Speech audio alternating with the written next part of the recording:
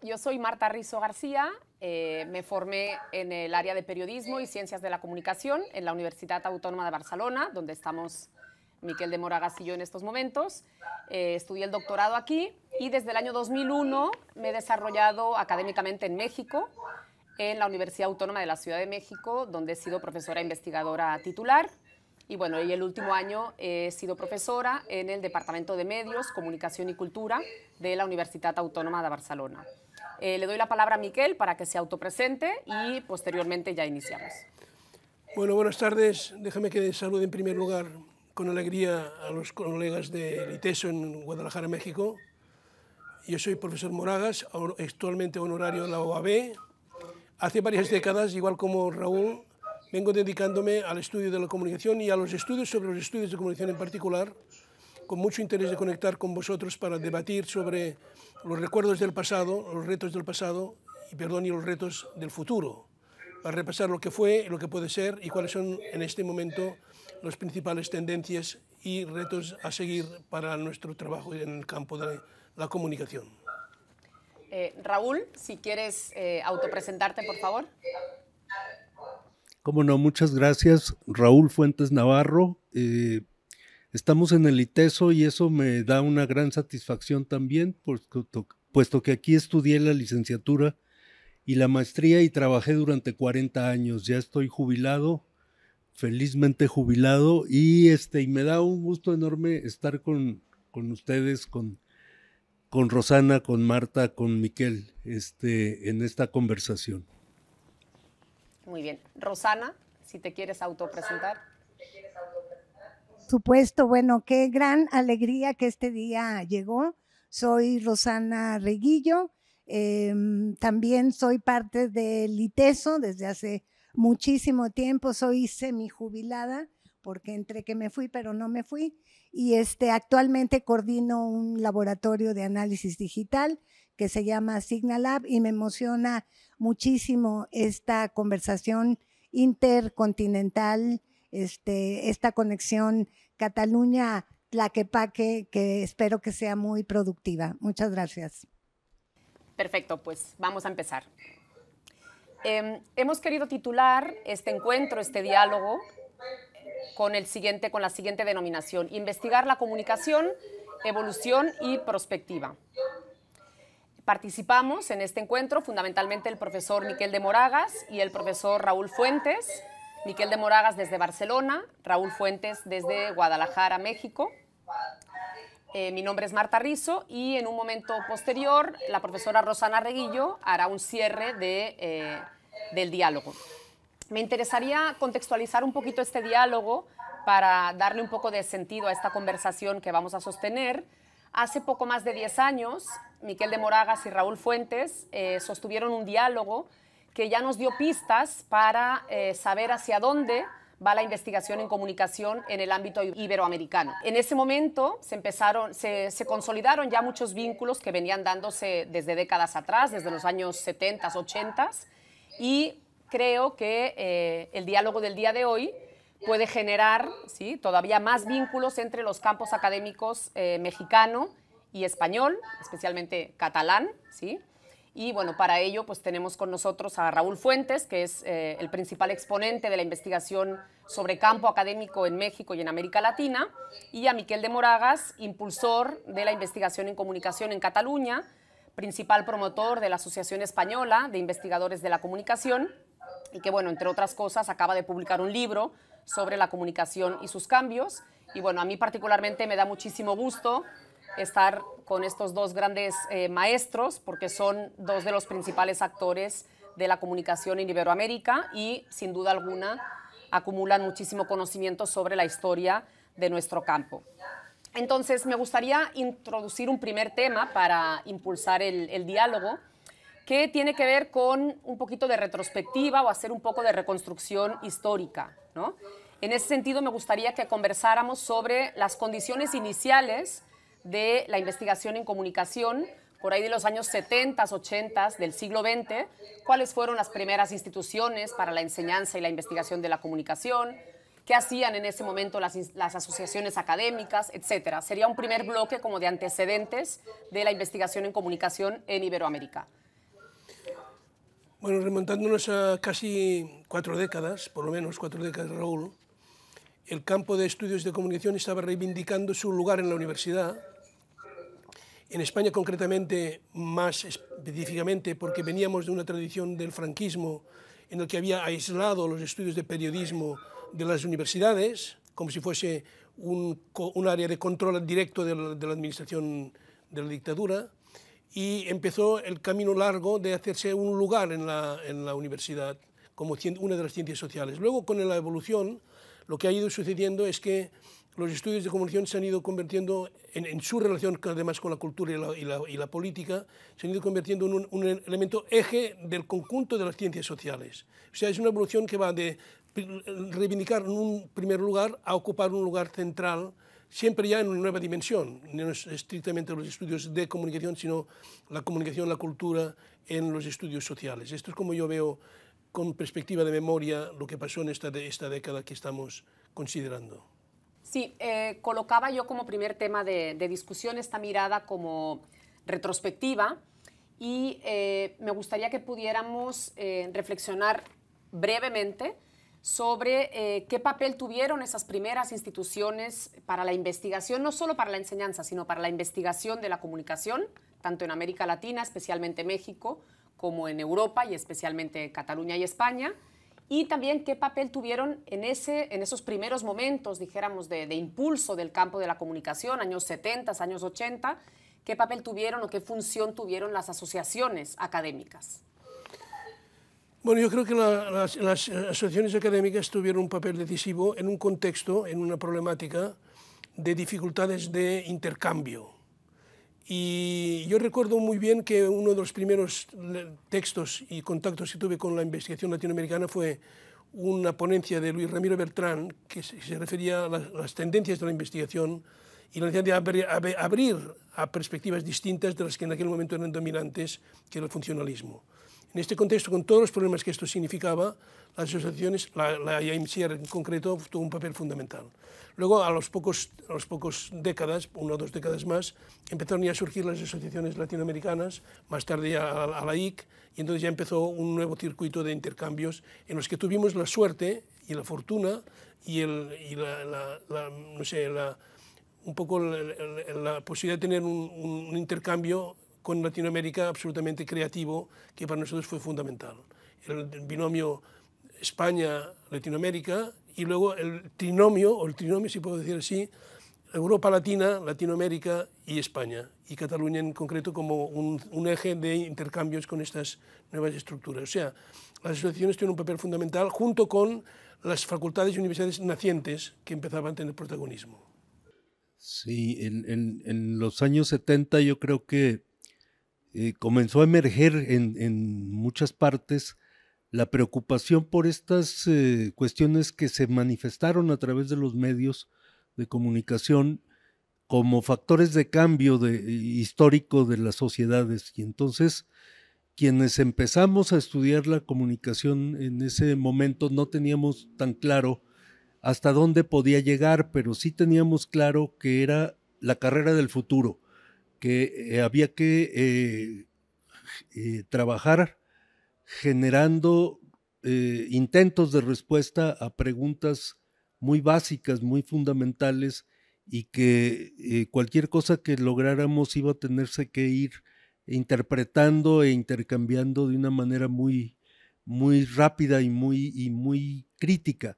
Entonces, yo entiendo esta posibilidad de intercambio y de creación de un proceso internacional, pero especialmente iberoamericano, de reflexión sobre estos cambios, que si ahora voltea uno a ver a los años 70, los referentes de la comunicación son impresionantemente diferentes.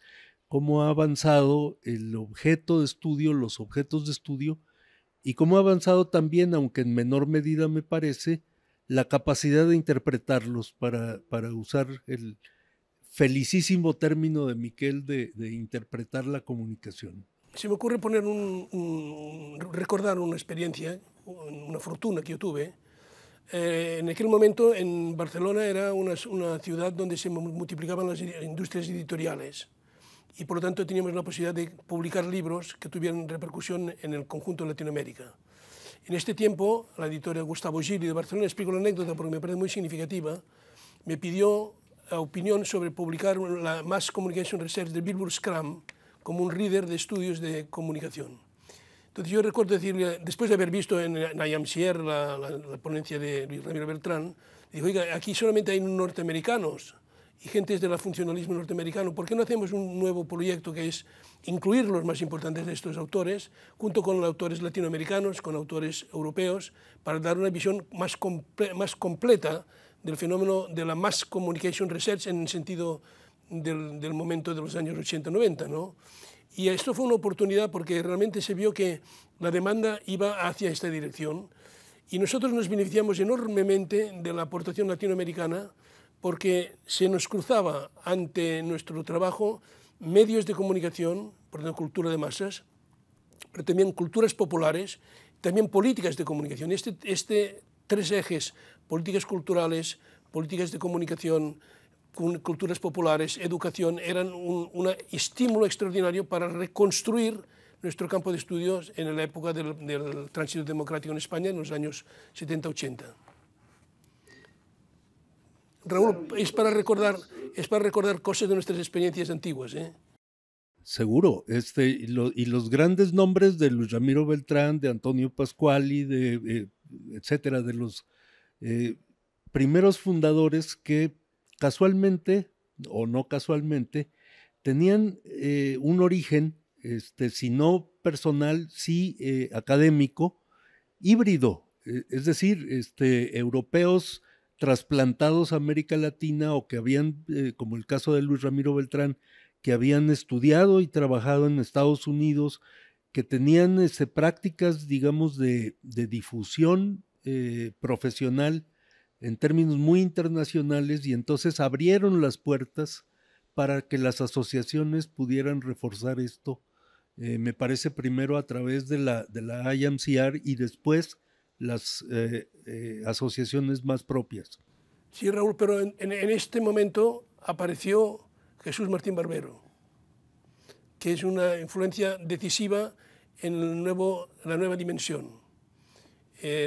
Estuvo Jesús en Barcelona, en nuestra universidad, preparando el libro de los medios de las mediaciones y realmente este libro, este pensamiento, junto con otros colegas de Latinoamérica, significa un cambio importantísimo en nuestra evolución de estudios. Sí, el papel de Jesús es crucial y yo creo que viene a marcar el cambio de los años 80 con respecto a la posición más crítica que prevaleció en los años 70 hacia una postura, sin dejar de ser crítica, mucho más reflexiva y productiva. Entonces ya así como se puede recuperar la influencia de los primeros fundadores, la influencia de Jesús ha sido mucho más duradera, por cierto, y más profunda. Yo espero que podamos tener un balance más frío en un poco tiempo, puesto que la influencia de Jesús no solo fue intelectual, sino también muy personal, muy ¿cómo diría? Muy emocional también. Entonces, hay un recuerdo que está muy vivo y muy fresco todavía. Sí, justo esto que nos están compartiendo Miquel de Moragas y Raúl Fuentes nos coloca como en este tema de estos flujos, estas influencias de la investigación de la comunicación latinoamericana hacia Europa y de Europa a América Latina, ¿no? Se da como este movimiento tanto de allá para acá como de acá para allá y uno de los ejemplos, si es quizás el más paradigmático, es obviamente la obra de Jesús Martín Barbero. Yo quisiera que discutiéramos también o pensaran un poco y nos compartieran qué opinión tienen sobre cómo han ido cambiando estos temas que se han atendido desde el pensamiento comunicacional tanto latinoamericano como español, cómo han ido ¿Qué temas han sido convergentes? ¿Qué temas han sido divergentes? Miquel hablaba de esta relación comunicación y cultura como el eje básico a partir de los años 80. Quizás hay más énfasis en trabajar políticas de la comunicación aquí que en América Latina. Estoy lanzando ideas, ¿no? Pero un poco, ¿qué ha pasado con esos temas? ¿Qué convergencias temáticas ha habido entre ambos campos de estudio, América Latina y España? ¿Y qué divergencias ha habido? Porque no todo han sido similitudes y encuentros, ¿no? También podemos hablar de caminos que no han sido siempre los mismos, ¿no? Sí, yo veo que estas corrientes de estudio sobre lo que Jesús decía, políticas culturales de la comunicación, para ponerlo junto, pero luego hay otra línea que queda abierta y que sobre todo enfoca hacia el futuro, que es recuperar, creo yo, el valor de la importancia de las políticas de comunicación, en términos estrictamente de políticas de comunicación. Porque con la evolución del sistema de medios ha pasado como un huracán que se ha ido introduciendo en novedades sin que la propia sociedad haya podido reflexionar hasta qué punto hay un cierto control democrático de todo este proceso. Entonces, por tanto, yo veo que, por una parte, tenemos las aportaciones desde estudios de la política cultural de la comunicación, porque es a través de ella que comprendemos el mundo contemporáneo. O sea, no se entiende el mundo contemporáneo sin estos estudios culturales de la comunicación, pero tampoco tenemos posibilidades de pensar en esperanzas de futuro si no recuperamos las líneas de estudio sobre aplicaciones de las políticas de comunicación. Por ejemplo, todo el mundo de Internet nos obliga a hacer un replanteamiento de la idea histórica de servicios públicos de información en la era digital, que son mucho más complejos, muy complementarios, pero mucho más complejos que las políticas audiovisuales de comunicación. Entonces, los retos son enormes en este campo y creo que desde el punto de vista de la experiencia de las políticas de comunicación, recuperar aquello también es creo, un posible valor, porque una y otra no son excluyentes, sino que son, creo, complementarias. Yo creo que Jesús Martín Barbero me diría que está de acuerdo, me parece, pero no voy a ponerme porque yo soy de alguna forma también discípulo de su pensamiento y de su ímpetu. Yo también creo que estaría de acuerdo, pero que pondría alguna objeción para seguir la discusión, porque era maravilloso para hacer eso, para plantear los términos de un acuerdo, de un consenso, y después problematizarlo, y entonces seguir pensando en eso. Y entonces yo diría ahora, sí, en este contexto también han ido quedando más claras las dificultades y las diferencias de la institucionalización de los estudios de comunicación y las diferencias que hay entre los distintos sistemas educativos en Europa, en América Latina, pero también entre cada país y entre cada región. Entonces, el lugar de los estudios de comunicación depende también mucho, ha dependido obviamente de la estructura universitaria, que no es parecida en muchos casos. Era una de las cuestiones que yo alguna vez discutía muy amistosamente con Jesús a propósito de la lógica con la cual se puede dirigir la investigación crítica desde las universidades, que es donde se puede hacer, pero en donde también había que considerar la distancia que se iba estableciendo al mismo tiempo con respecto a la formación profesional, las profesiones de la comunicación, que son lo que también deben atender las universidades y que a veces o muchas veces o tendencialmente acaban teniendo lógicas diferentes y lucha interna en las instituciones para poder atender demandas, digamos, de profesionalización en comunicación y demandas de desarrollo intelectual o científico en el mismo campo. Entonces, creo que ahí tenemos una característica que ha ido creciendo conforme se ha ido avanzando en este terreno. No sé, que yo veo problemas más críticos más agudos en estas separaciones internas a la universidad que en otros tiempos. No sé si te parezca, Miquel. Bueno, yo entiendo que, no sé si te sigo en lo que tú estás diciendo, pero yo creo que la enseñanza de la comunicación, yo la entiendo como un aspecto de las políticas de comunicación modernas. No es que sea una cosa casualidad, no, formar a la gente que tiene que comunicar y formarlas con un espíritu crítico es un aspecto fundamental de estas políticas de comunicación. Entonces, aquí hay otra cuestión, es que en este momento, y es un tema que podemos entrar después, las formas de producir conocimiento en la universidad respecto a comunicación me hacen pensar un poco en aquella comparación de los árboles y el bosque. Hay mucha atención a los árboles y poca atención al bosque.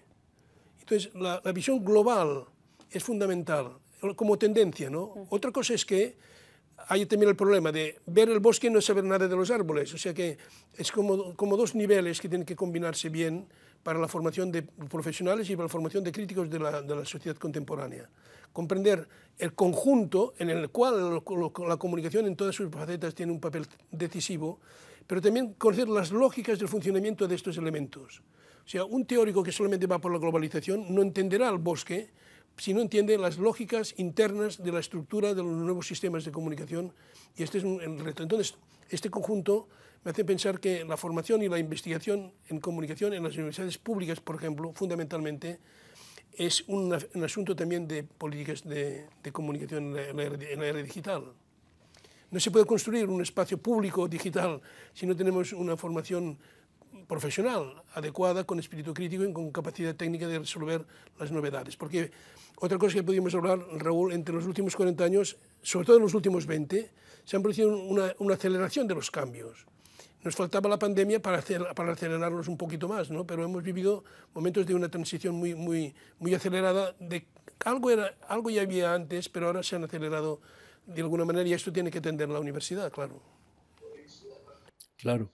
Y en ese sentido, la aceleración de los cambios ha incluido también la aparición de muchas novedades, de muchos factores que no habíamos tenido que considerar antes y que ahora están influyendo mucho, no solo tecnológicos, o diría yo, sino factores culturales que el mismo desarrollo global ha ido poniendo en lugares más relevantes. Entonces, ahora la comunicación tiene como más importancia para muchos otros factores que antes no los tenía, y es más difícil, obviamente, abarcar en un proyecto de políticas o en el ejercicio de las políticas algo que pueda tener una perspectiva más larga. Ahora también las intervenciones tienen que ser más limitadas, más cortas y más cambiantes.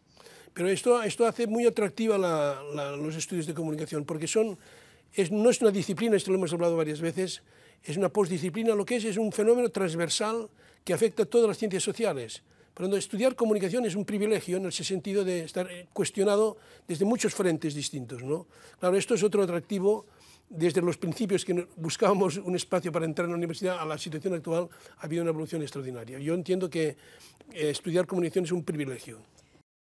Pensando a raíz de lo que comentaban Raúl y Miquel, si realmente se está dando como esta interacción, dijéramos, sana y sólida entre el campo académico, científico y el campo educativo, de la enseñanza de la comunicación. Estoy de acuerdo con Miquel cuando afirma que estudiar comunicación es un privilegio. Estoy de acuerdo con considerar que la comunicación es un fenómeno transversal, es como un hecho social total, ¿no? Se podría decir. Pero mi perspectiva es que sigue habiendo una separación en el campo de la enseñanza, por un lado, y la investigación por el otro. No veo articulaciones del todo sólidas. Obviamente hay muchísimos ejemplos de cosas muy bien hechas, pero ¿qué diferencias observarían ustedes de cómo se enseña e investiga, no o investiga, sino se enseña e investiga la comunicación en una facultad como esta, en Barcelona, y cómo se enseña e investiga la comunicación desde el campo latinoamericano, desde la propia nomenclatura. Eso lo hemos hablado alguna vez, Raúl, de las carreras de comunicación, que en España suele ser esta división entre periodismo, publicidad y relaciones públicas, comunicación audiovisual, son carreras diferentes. Ahora se agregan muchísimas más, comunicación interactiva, etcétera. Y en México suele haber como carreras más abarcadoras, para bien o para mal, eso se tiene que discutir, dialogar, pero en todo caso son carreras de comunicación en su máxima expresión, dijéramos, no específicamente de periodismo, ¿no? Por poner un caso. Bueno, yo siempre, desde que empecé trabajando en este campo, siempre he sido partidario de lo que llamamos la pluridisciplinariedad, en la formación también, ¿no? Dar capacidad de opción, porque no es posible encontrar una solución única, aplicable, planes de estudio, títulos, no. Dejar una formación abierta, que permita opciones dentro de que sea posible la organización, ¿no? Aquí hay un problema para nuestra parte. Nosotros, Raúl y yo y otros que podíamos mencionar, nos hemos dedicado en el campo de la comunicación a lo que llamaríamos la teoría. Entonces aquí un problema que yo veo que es muy grande en las universidades es que los alumnos no quieren teoría ninguna. Entonces vamos a discutirlo un poco, vamos a discutir con ellos también, ¿no? Porque no tienen razón siempre, tienen un poco de razón, pero no toda. Y es cuestión de cómo enamorar o cómo incitar a que los estudiantes, que además de saber hacer, pasen por las aulas de la universidad sabiendo para qué sirve lo que van a hacer y cuál es el contexto social y cultural de todos estos fenómenos, ¿no? En el momento que la universidad deja de ser esto, pues francamente yo creo que pierde una de las misiones fundamentales de su sistema universitario, ¿no? Y entonces esto es una pugna que yo creo que puede ayudar bastante a resolver esto. Luego podemos hablar de este asunto. La influencia de las asociaciones académicas, que son algo distintas, pero pueden inspirar un poco los movimientos que pueden seguir las universidades. Pero cuando te preguntan, Raúl, ¿y esto para qué sirve la teoría? Pues tienes que intentar hacer un esfuerzo para intentar explicarlo, que no se puede comprender el mundo contemporáneo sin entender la comunicación y su historia. Quizá hoy es más urgente que antes que los estudiantes también hagan un poco de historia de la comunicación, me parece a mí en este momento. O al menos es lo que me motiva a mí a investigar más sobre comunicación, ver el futuro que no sé cuál será, pero investigar algo más sobre el pasado y la evolución de los sistemas de comunicación. Claro, hay una dimensión ahí que a mí me preocupa que se haya desgastado un poco, que es la capacidad de documentación de lo que va sucediendo y de lo que se va produciendo. Entonces, la memoria del campo se va perdiendo y se va convirtiendo en una persecución de las últimas novedades, olvidando que esas novedades son novedades porque llegaron en un momento dado a cambiar algunos de los casos, ¿no? Entonces, las historias que las asociaciones académicas como ALAIC, diría, impulsaron en algún momento para recuperar la producción de investigación y las discusiones que se estaban dando en un momento dado, han dejado paradójicamente de difundirse ahora que se puede digitalizar y se puede difundir de una manera mucho más ágil, pero el contenido de las, digamos, de los repositorios, no se le ha dado la misma importancia que tiene como referentes de contenidos y de historias. Eso me parece que también empobrece o hace más difícil el sentido de lo teórico, pero el sentido de lo práctico sobre todo. Sí, es una de mis preocupaciones más recientes, de que esa dimensión de la documentación se ha debilitado y se ha perdido un poco. Cosa que en inglés y en Estados Unidos no se ha perdido, esa tiene una historia más larga y más sólida. Sí, sobre este aspecto de la documentación, bueno, Raúl, tú tienes todo el conocimiento del mundo, has hecho como un mapeo extensísimo del campo académico de la comunicación en México y en América Latina. Desconozco si existe algo similar a nivel español. Creo que no existe como tal un CCDOC, que es, dijéramos, el catálogo más importante de documentación sobre ciencias de la comunicación en México. Creo que aquí no existe como tal, pero sí, obviamente tener documentada la memoria del campo es fundamental para saber dónde estamos parados y hacia dónde vamos, ¿no? Yo creo que eso siempre son es la utilidad práctica, recuperando un poco lo que comenta Raúl, la utilidad práctica de un buen estado de la cuestión, ¿no? ¿Dónde estamos? ¿Qué hemos hecho? ¿Qué hicimos en el pasado? ¿Y qué podemos y debemos investigar e impulsar en el futuro? Porque muchas veces, no sé si estarán de acuerdo, parece que vamos inventando nuevos temas o nuevos objetos de estudio y no los colocamos como en esta memoria de lo que ya se ha hecho sobre ellos, ¿no? De lo que ya se ha investigado. Yo creo que, por lo menos en España, la Asociación Española de Investigación ha hecho un trabajo, una subsección de mapeo del campo, ¿no? Basado sobre recopilar datos, en dónde se hacen estudios, qué doctorados se hacen y tal, ¿no? Pero después de este proceso, creo que hay una inquietud sobre las cuestiones teóricas básicas, sobre las funciones básicas de la investigación. O sea, una vez ya mapeado, porque luego pasa que, recuerdas, Raúl, yo cuando empecé a viajar por América Latina me daba cuenta de algo que me impresionaba mucho, que era el aislamiento de los académicos respecto a las corrientes internacionales. Era difícil transmitir revistas o comunicarse, comprar libros, era toda una aventura, ¿no? Hoy esto ha explosionado y por lo tanto podemos hacer un mapeo a través del Google. Pero las grandes cuestiones, las cuestiones de referencia quedan pendientes de debate. Entonces yo creo que los que nos dediquemos al tema de la meta-investigación, tenemos hoy el reto de superar la fase de recopilar datos y tal, porque esto está ya documentado en varios lugares, para reflexionar sobre las funciones sociales de este aparato teórico, ¿no? ¿Cuál es nuestro lugar en el conjunto de las ciencias sociales? ¿Cuál es nuestro lugar con las políticas culturales? ¿Cuáles son nuestras aplicaciones? Este es un grandísimo reto más, diríamos, más de contenidos y más de cualitativo que no cuantitativo. Esta es un poco la sensación que yo veo que tenemos nuestros colegas en las asociaciones en este momento. Cierto, yo puedo estar totalmente de acuerdo con esto, pero como que hace falta más calma para poder articular unos esfuerzos con otros y poder darle más densidad, digamos, a la reflexión, que no es solo la reflexión por lo desconocido, sino también la reflexión sobre lo que ya se ha hecho y lo que sí podemos saber, cómo ha sido como proceso histórico, ¿no? Eso me regresa al sentido de disfrutar enormemente los retos que pone el propio campo, que no es un trabajo que se pueda agotar muy fácilmente, sino que siempre va dando más preguntas sobre las cuales trabajar y nos va dando pues mayor compromiso con el campo académico, que ha crecido y se ha diversificado enormemente, ¿cierto? Sí, bueno, el reto, hay un doble reto. El reto de seguir la actualidad, que en comunicación es muy importante, el reto de estar al día de qué es lo que está pasando, ¿no?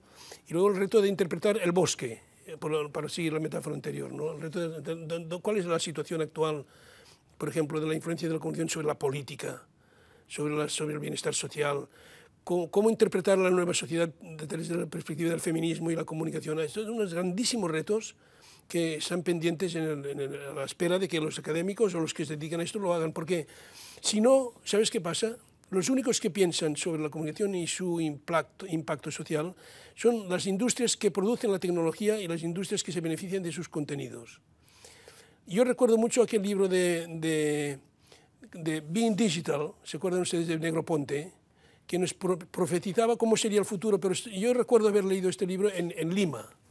Pero esto no tiene nada que ver Lima con la sociedad digital, es otro mundo.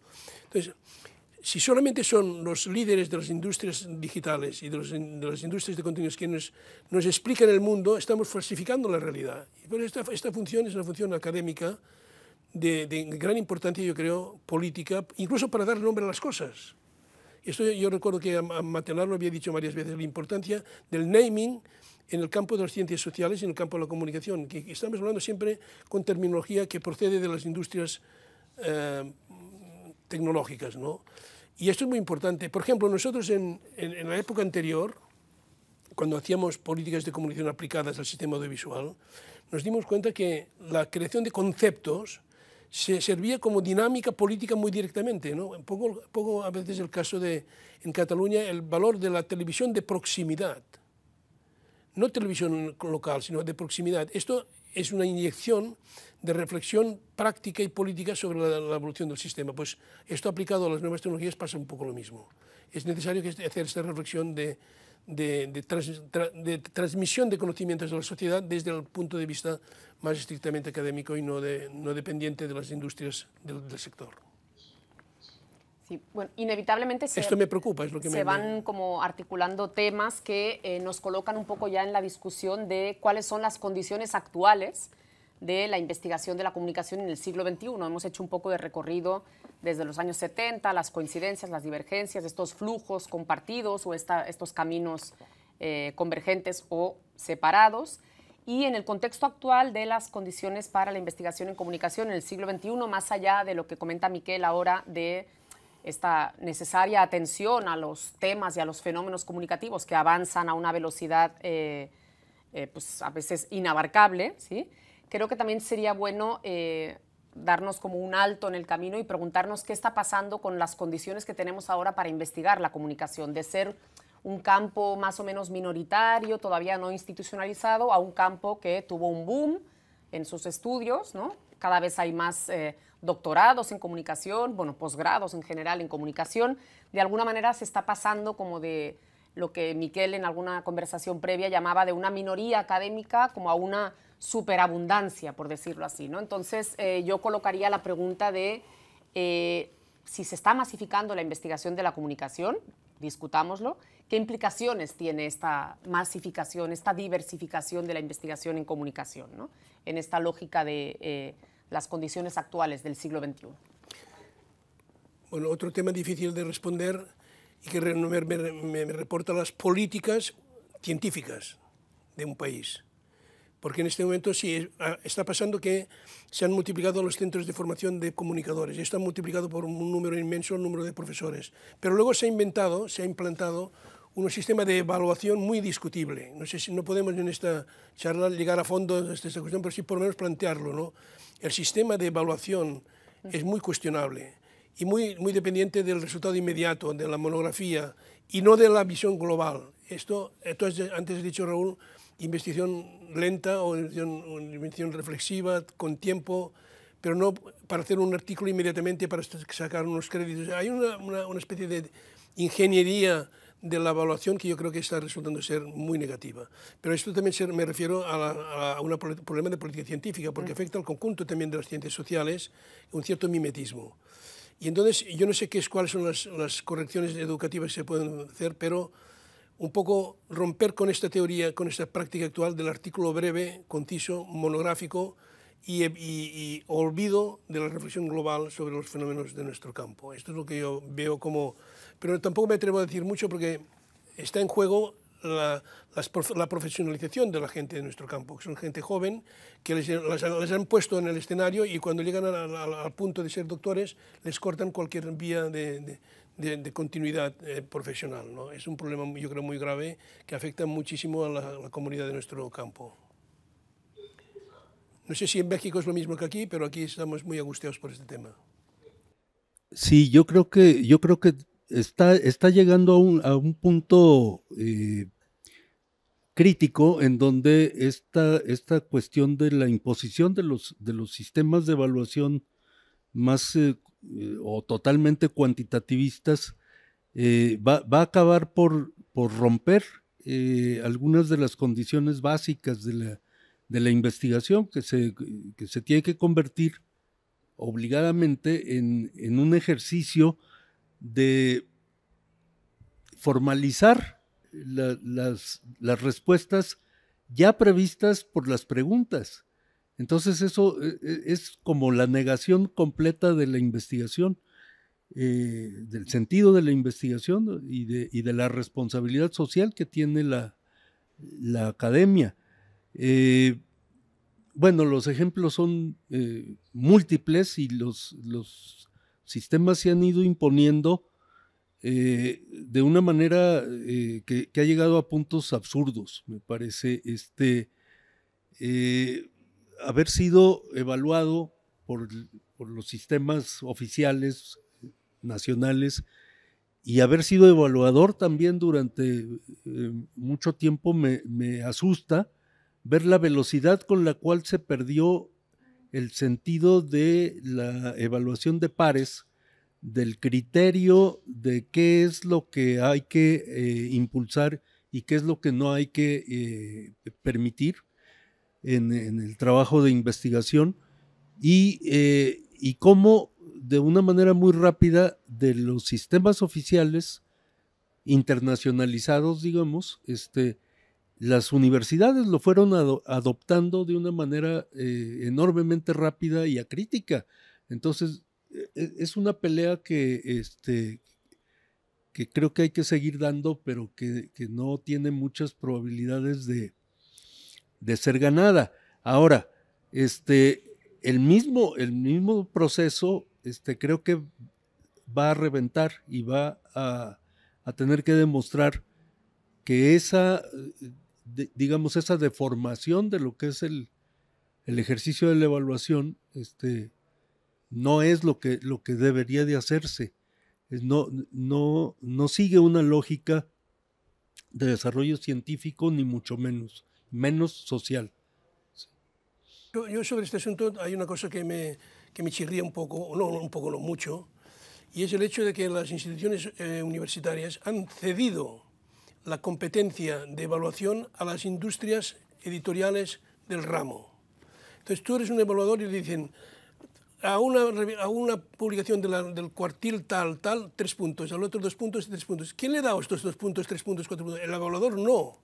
El evaluador no evalúa al que se presenta. Es la revista. O sea, como si las instituciones hayan cedido la competencia de evaluar a los expertos de su campo a las revistas, a las majors. Esto es un disparate. Entonces yo, por ejemplo, cuando presidía la Asociación Española, decía, por favor, por lo menos que la asociación no cometa la misma desviación, que no se confíe absolutamente. Y luego hay la picaresca de si uno compra o no compra, cómo funciona el negocio de las revistas. Esto ya es un asunto que yo no puedo entrar en detalle, alguien debería entrar en ello, ¿no?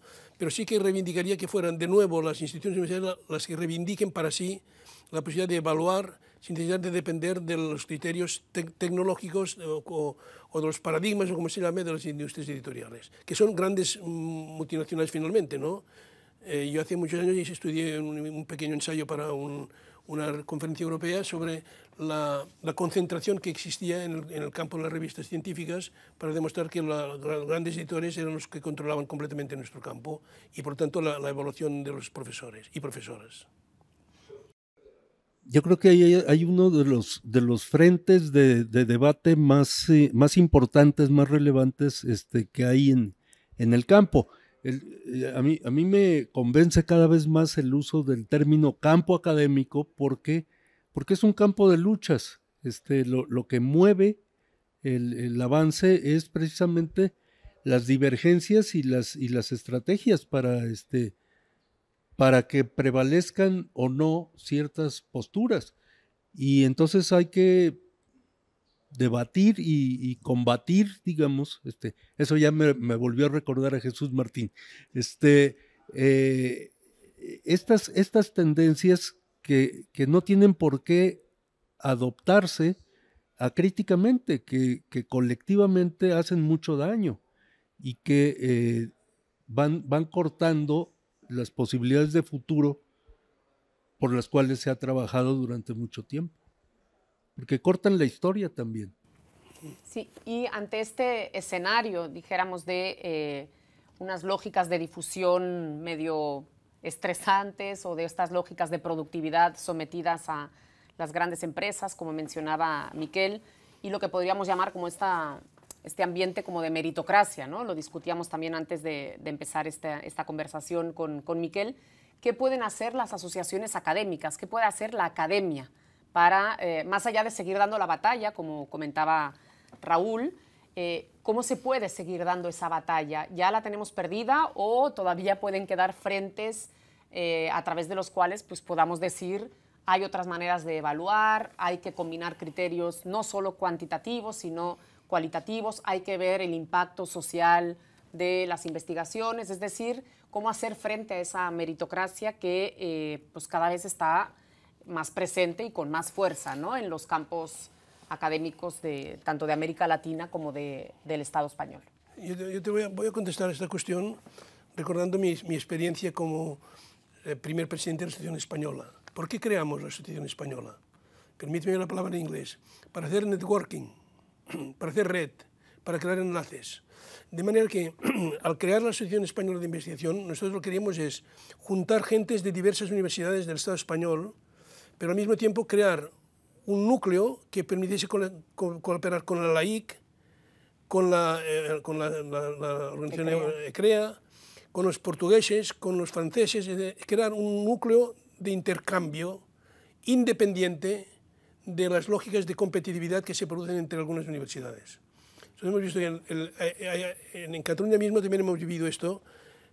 Ha habido una falta, me parece a mí, de falta de cultura, de cooperación en la formación de investigadores en comunicación. Y esto, hay algunos ejemplos positivos, no quiero poner nombres y lugares concretos, pero lo ha habido ya en España también. Algunos proyectos de hacer cursos de doctorado interuniversitarios. Esto me parece que es una línea importante. Y ahora mismo, hoy está reunida en la ciudad de Vigo la Asociación Española con un posgrado invitando a estudiantes de las distintas universidades del Estado. Esto es positivo, esto es una función importante de independencia. Y luego otra es, me gusta lo del campo a mí también, Raúl, defender la independencia del campo y el papel del campo, y estar alerta cuando, de vez en cuando, todavía pasa hoy, se le ocurre a algún ministerio suprimir la comunicación como una de las materias fundamentales de la formación de ciencias sociales. Esta es una de las funciones de la asociación, y cooperar, intercambiar, crear cultura, también crear relaciones humanas, porque con esto de la digitalización va a ser una pérdida. Hemos ganado en cosas, pero vamos a perder en otras. Hemos de intentar, a través de las asociaciones, encontrar lugares de encuentro que también hacen falta en este momento de la vida de nuestra tecnología. Yo creo que el criterio fundamental de definición de un procedimiento académico es la colegialidad, es la posibilidad de discutir entre pares y construir acuerdos entre pares, no entre competidores o entre miembros de jerarquías. Entonces, con todo eso hay que interactuar, pero el criterio fundamental no puede prescindir de la discusión de pares, del trabajo colegiado para la evaluación y para la orientación de las políticas de producción y de avance. Entonces, creo que ese es uno de los principios que hay que defender, puesto que trata de ser desplazado cada vez más fuertemente. Eso creo que es una de las cuestiones. Y ahorita con lo que decías, Miquel, esta posibilidad de hacer trabajos de colaboración que contrarresten en la medida de lo posible las tendencias de la competencia entre colegas. Hay ejemplos múltiples, en algunos de los cuales hemos coincidido también. Esta cuestión de los doctorados interinstitucionales, de los proyectos de investigación en distintos escenarios nacionales, etcétera. Creo que eso es algo que hay que apreciar y evaluar también muy bien, críticamente, pero sostener hacia el futuro, porque es un ejercicio de comunicación también. No solo es un ejercicio sobre comunicación, sino a través de la comunicación, y también de ahí se aprende algo de aquello que podemos enseñar. Subrayar lo que has dicho tú del intercambio, del debate entre pares, que sería seguramente lo más significativo de las asociaciones actualmente. Porque ya no es cuando al principio era un lugar de descubrir colegas, de descubrir tendencias, ahora esto ya está reconocido, pero en cambio la función de discutir entre colegas, independientemente sobre los temas, es lo que me parece fundamental. Estoy de acuerdo en esto. Seguir manteniendo el networking, como le llamaba yo, la relación entre distintos, ¿no? Bien. Me gustaría ir colocando como un último tema, porque daría para mucho más toda la discusión, y bueno, quisiera enlazarlo también con darle la palabra a Rosana Reguillo para escuchar pues, toda su apreciación sobre esta conversación que han sostenido Miquel de Moragas y Raúl Fuentes. Y quisiera colocar como tema, para que terminaran Raúl y Miquel, el tema de la responsabilidad social que tiene la investigación en comunicación. ¿Qué responsabilidad social tenemos como investigadoras, como investigadores?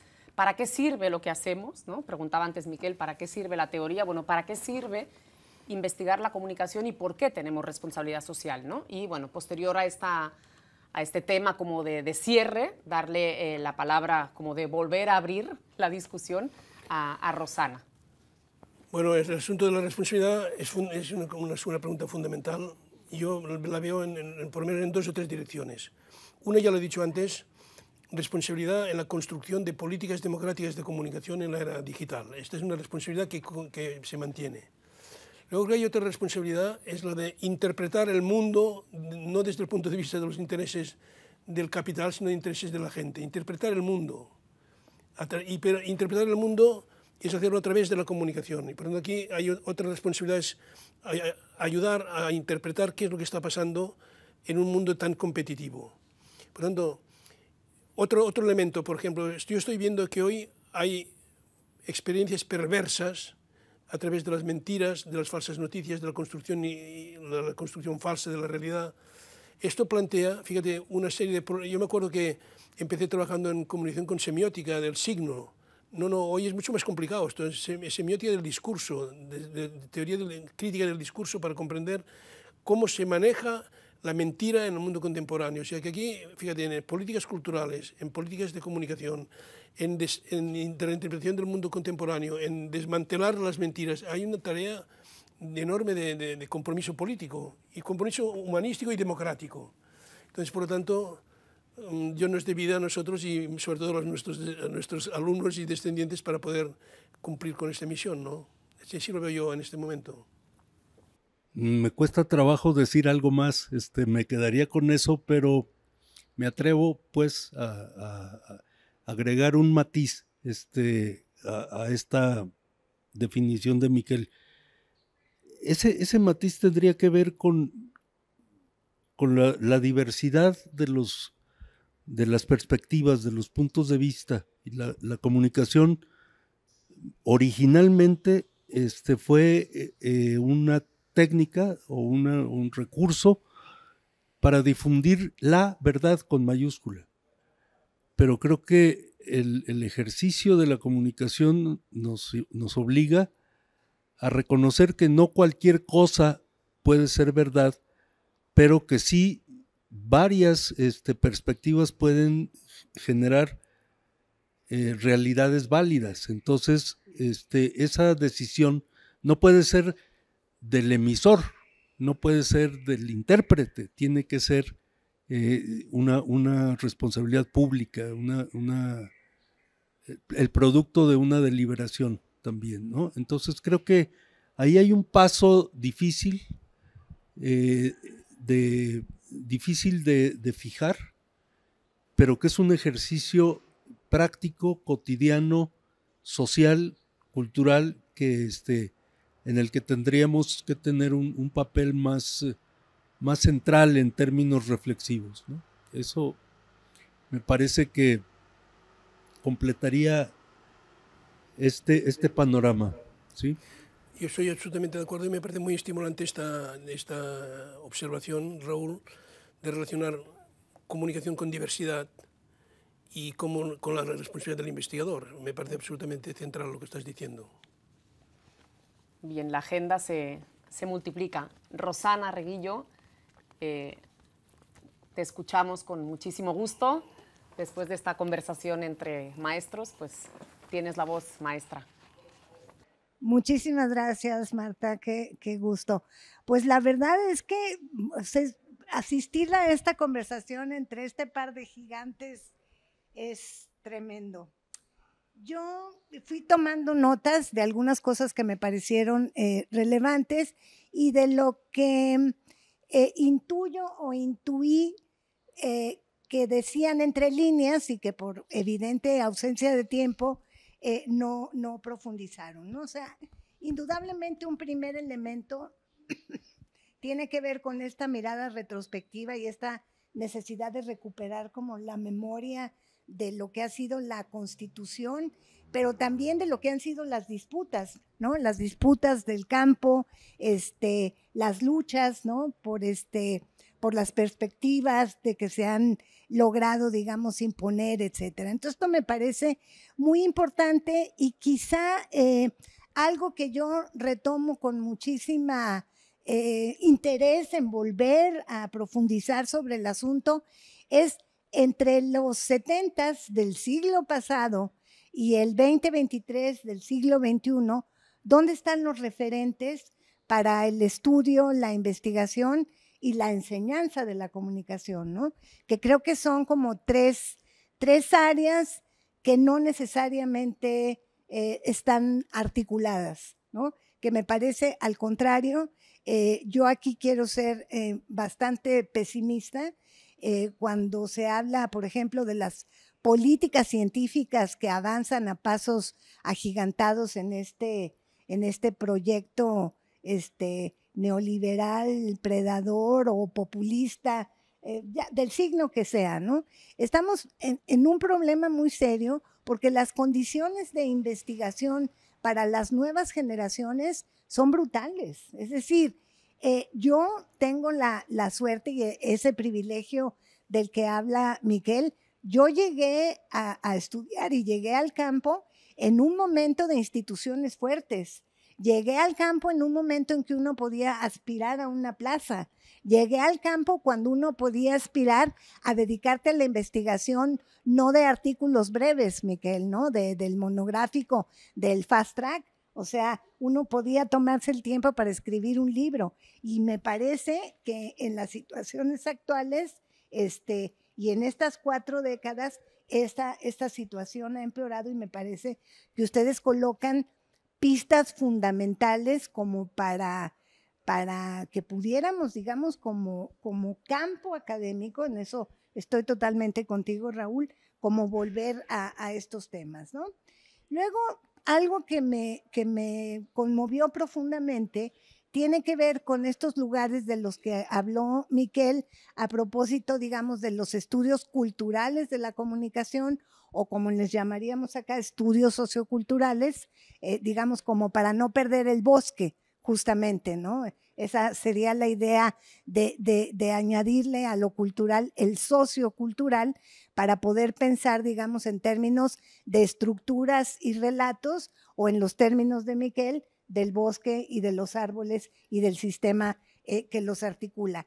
Pero me conmueve porque pienso, digamos, en ese hito que fue la aparición de Martín Barbero, que en buena medida se la debemos a Miquel, y eso hay que decirlo, ¿no? Esos libros negros de Miquel que yo siempre digo, la bibliografía negra de Miguel de Moragas, pues fue fundamental, ¿no? O sea, aportó niveles muy, muy importantes, ¿no? Yo entonces, en ese sentido, quería preguntarme por lo que ha pasado, aquí está mi notita, cuando hablábamos de mapear y de la documentación, yo quería, digamos, como retomar algunos de los hilos que ustedes fueron soltando y preguntarnos, ¿en qué momento aparece la calle en la comunicación? ¿En qué momento aparece lo popular en la comunicación?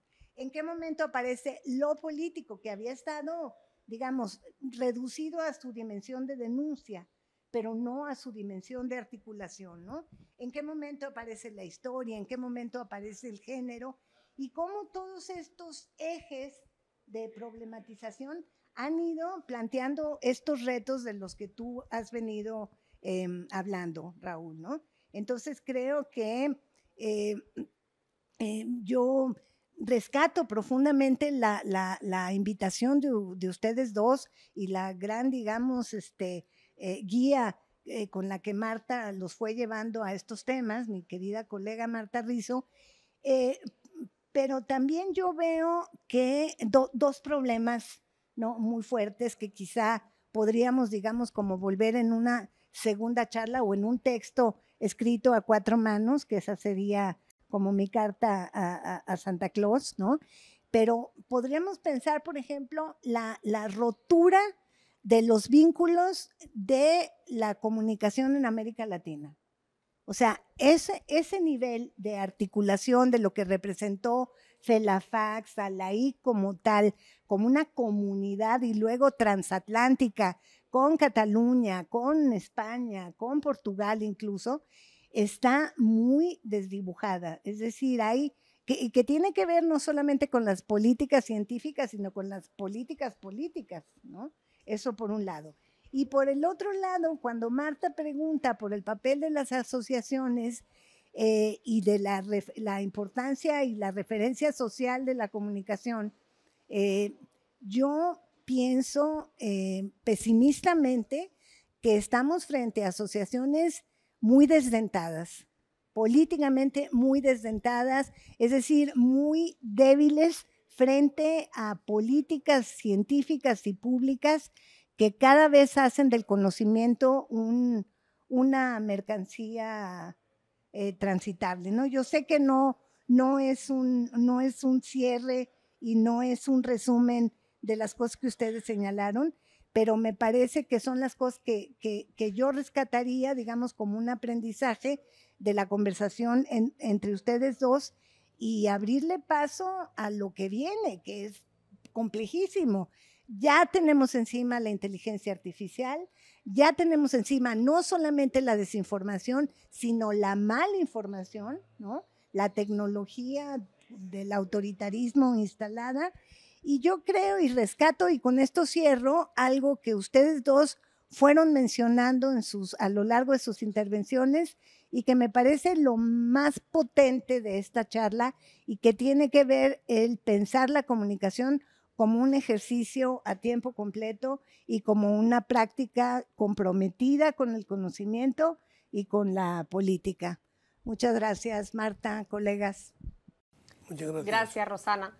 Pues yo cerraría justo recuperando esta última idea tuya, Rosana, ¿no? Quedarnos con esta parte menos pesimista, ¿no? Por decirlo así, quedarnos con esta idea compartida de la investigación como una investigación responsable, con incidencia, una investigación basada en la cooperación, en el diálogo, en tender puentes, una investigación no solo de papers así absolutamente producidos como si fuera fordistamente, sino una investigación como más de largo alcance, más reflexiva, y creo que justamente esta conversación es prueba de ello, ¿no? Y un poco la idea de sostener esta conversación, que ojalá sea la primera de otras muchas, bueno, la segunda, porque ya Miquel y Raúl conversaron en el año 2012, ojalá no esperemos 10 años más para seguir esta conversación, porque hay muchísimos temas que discutir, que comentar, y pues ojalá sigamos como con este intercambio afectivo y efectivo también, ¿no? Afectivo y emocional, porque también